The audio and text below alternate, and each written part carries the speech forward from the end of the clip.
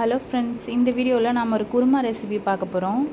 அதுக்கு first cooker வச்சுக்கலாம். Cooker அடுப்பில் வச்சுட்டு எண்ணெய் ஊற்றிக்கலாம். எண்ணெய் காஞ்ச உடனே சோம்பு சேர்த்துக்கலாம். சோம்பு கூடவே ஒரு துண்டு பட்டை, ஒரு 3 ஏலக்காய், ஒரு 4-5 லவங்கம், இது கூடவே கல்பாசி சேர்த்துக்கோங்க. நான் முதல்ல மறந்துட்டேன். அதுக்கப்புறமா வெங்காயம் சேர்த்துக்கலாம். எனக்கு வெங்காயம் சேர்த்ததுக்கப்புறமா ஞாபகம் வந்ததுனால நான் இப்போ சேர்த்துக்கிட்டேன். அது கூடவே கருவேப்பிலையும் சேர்த்துக்கலாம். வெங்காயம் நல்லா வதங்கினதுக்கப்புறமா இதில் பச்சை மிளகாய் சேர்த்துக்கலாம்.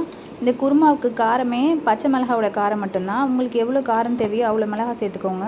அது கூடவே இஞ்சி பூண்டு பேஸ்ட்டும் சேர்த்துட்டு இதை நல்லா வதக்கிக்கலாம். இஞ்சி பூண்டு பேஸ்ட்டோடு பச்சை வாசனை போகிற வரைக்கும்.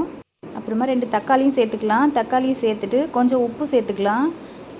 உப்பு சேர்த்து நல்லா கலந்து விட்டுட்டு தக்காளி நல்லா குழையிற வரைக்கும் வதக்கிக்கலாம். தக்காளி நல்லா வதங்கினதுக்கப்புறமா இதில் உருளைக்கிழங்கு சேர்த்துக்கலாம். தோலை நல்லா எடுத்துகிட்டு இந்த மாதிரி சின்ன சின்ன பீஸாக கட் பண்ணி வச்சுருக்க உருளைக்கிழங்கு சேர்த்துக்கலாம். இது கூடவே பச்சை பட்டாணி நைட்டே ஊற வச்சுருக்கிற பச்சை பட்டாணியும் சேர்த்துக்கலாம். சேர்த்துட்டு இது கூட மஞ்சள்தூள் சேர்த்து இதை நல்லா கலந்து விட்டுடலாம். இது நல்லா வதங்கினதுக்கப்புறமா இதில் தேங்காய் பேஸ்ட்டு சேர்க்கணும். அதுக்கு இப்போ ஜாரில் தேங்காய் சேர்த்துக்கலாம். தேங்காய் கூடவே 1 ஸ்பூன் உடச்ச கடலை சேர்த்துக்கலாம்.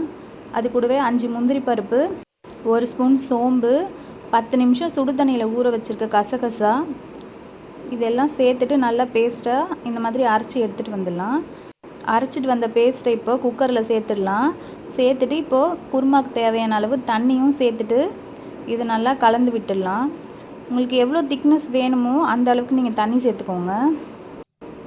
இந்த மாதிரி நல்லா தண்ணி விட்டு கலந்துட்டு இப்போ குக்கரை மூடிட்டு 3 விசில் விட்டு ஆஃப் பண்ணிடலாம் அடுப்பை. ஹேர் இறங்கினதுக்கப்புறமா திறந்து கொத்தமல்லி தூவி இறக்குனோம்னா சூப்பரான குருமா ரெடி. நீங்களும் இந்த மாதிரி ட்ரை பண்ணி பாருங்கள், ரொம்பவே நல்லாயிருக்கும். இதை நான் பூரிக்காக செஞ்சுருந்தேன், ரொம்பவே சூப்பராக இருந்துச்சு. இதே மாதிரி நீங்களும் ட்ரை பண்ணி பாருங்கள். நெக்ஸ்ட் வீடியோவில் பார்க்கலாம்.